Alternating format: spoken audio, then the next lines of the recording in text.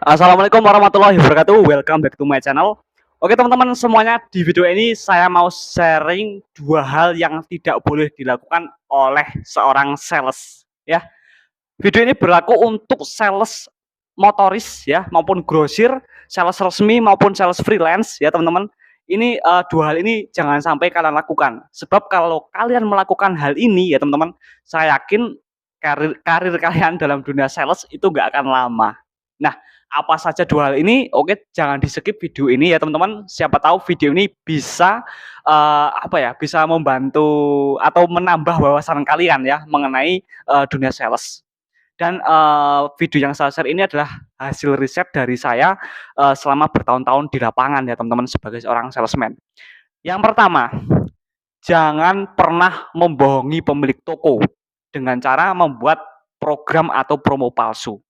Gini teman-teman, di Indonesia sales itu image-nya itu sangat buruk. Percaya atau enggak? Apalagi kalau sales yang membawa kerombong ya, yang keliling dari satu toko ke toko yang lain, itu image-nya itu sebenarnya sangat buruk di mata masyarakat, di mata para pemilik toko. Ya saya tahu nggak semuanya memandang seperti itu, tapi kebanyakan seperti itu dan ini memang fakta. Kenapa? Karena sales itu identik dengan penipu sebenarnya. Gini, kenapa saya bisa bilang seperti ini? Jadi kadang ada pemilik toko ya teman-teman, waktu di awal saya nyales dulu. Ah nggak usah, kalau sales biasanya nggak tanggung jawab rata-rata mas. Lah gimana bu? Ya iya, kalau misalnya udah beli produknya misalnya udah jalan, nggak datang lagi. Udah beli produknya nggak jalan, mau diretur nggak mau, kayak gitu. Nah jadi, maka dari itu kalau misalnya kalian itu ingin menjadi seorang sales ya teman-teman, yang pertama itu kalian harus mau berkomitmen. Ya kalau misalnya kalian mau pensiun jadi sales atau pindah ke brand lain, setidaknya kalian pamitan sama pemilik toko atau pemilik warung, Bu atau Pak, saya sekarang udah gak gabung di distributor ini lagi Pak Bu, saya pindah ke brand lain kayak gitu. Jadi apa? Jadi kalau suatu saat kamu mau jadi seorang freelancer atau kalian itu membawa produk lain, kalian masih diterima di toko tersebut. Istilahnya wong Jawa ki ojo gawe tatu. Ya, istilah orang Jawa jangan pernah melukai hati pemilik toko, ya. Kita datang baik-baik, ya saat kita pergi, ya kita juga ngomong baik-baik, "Bu, mulai sekarang, mulai besok salesnya udah bukan saya udah di-rolling atau saya udah, pindah Bu," kayak gitu, "ke brand lain, areanya bukan kecamatan ini lagi," ya gitu ya, teman-teman. Jadi supaya, image sales itu bagus kayak gitu, teman-teman ya. Terus gini, jangan membohongi toko ya, poin yang pertama itu. Terkadang untuk menjual sebuah produk, sales akan melakukan segala cara, ya. Gimana caranya supaya produknya itu laku kayak gitu. Nah, biasanya mereka akan membuat promo palsu, teman-teman. Nah, ini yang sangat disayangkan itu ini, teman-teman.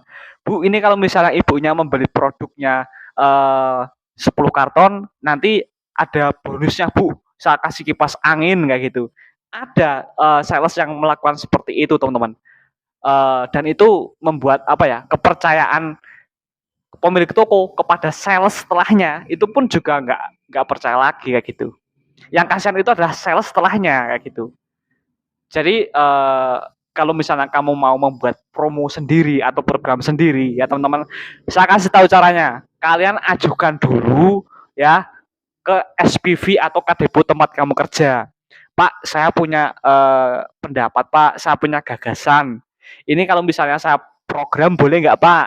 Ya misalnya nih programnya setiap ada apa ya pembelian pertama tak kasih ini kayak gitu. Terus berikutnya kalau misalnya pembelian segini tak kasih spanduk nama gratis kayak gitu. Nah kalau kamu sales freelance ya yang nggak tergabung di perusahaan, kamu tuh juga bisa melakukan hal seperti itu. Bu ini khusus pembelian pertama, nanti saya bonusin sampel. Kalau ibu dalam satu bulan ini repeat ordernya bagus, nanti tak kasih spanduk nama gratis bu, nama toko jenengan kayak gitu, atau toko nama toko ini kayak gitu. Nah itu juga akan menarik minat pemilik toko untuk beli produk kamu. Satu hal, entah kamu sales resmi motoris yang kerja di distributor maupun sales freelance, jangan pernah membohongi sales. Sales itu yang dipegang omongannya, teman-teman ya. Kalau kita omongannya istilah orang Jawanya apa ya, pakem ya. Pakem itu bisa dipegang, omongannya itu bisa dipegang dan bisa dipertanggungjawabkan. Saya yakin dimanapun kalian bekerja, produk apapun yang kalian tawarkan akan dibeli. Kayak gitu sih. Itu yang susah, mendapatkan kepercayaan ya. Dalam hal apapun ya teman-teman, kepercayaan itu yang paling penting ya. Dalam hal pekerjaan, hubungan ya, percintaan itu sama teman-teman.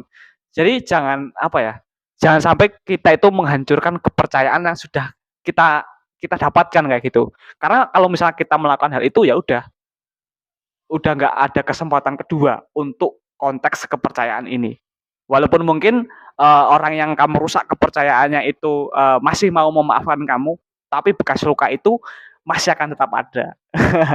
Ya, jadi itu yang harus benar-benar jangan dilakukan seorang sales.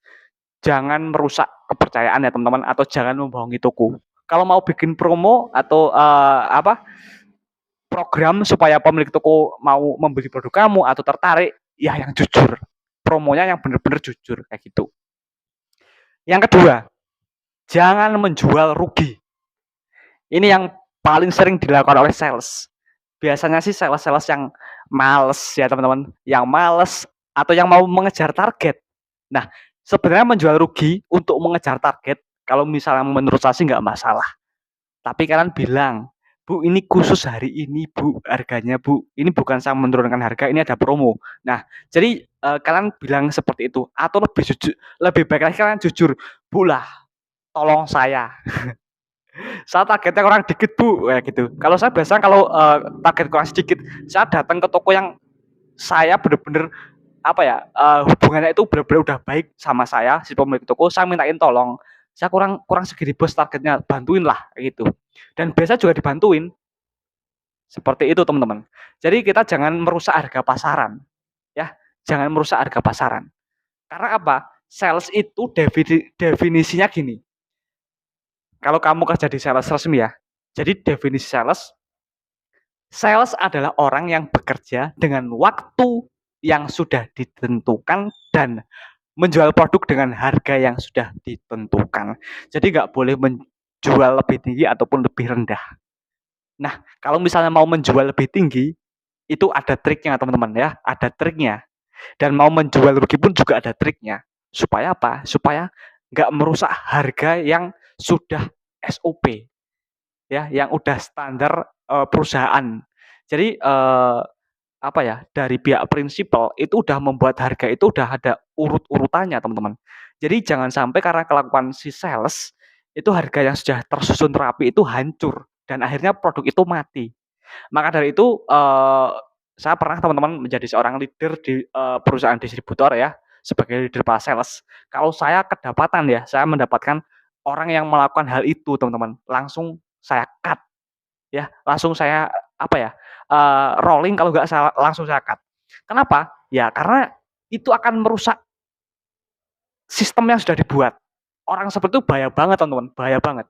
Maka dari itu, karena saya sendiri pun saat saya masih menjadi seorang sales dulu, kalau misalnya saya mau menjual harga lebih tinggi dan menjual harga dengan harga yang lebih murah untuk ngejar target ya, untuk kekurangan target, itu semuanya ada triknya ya. Jadi kita jangan jangan waton kayak gitu teman-teman ya.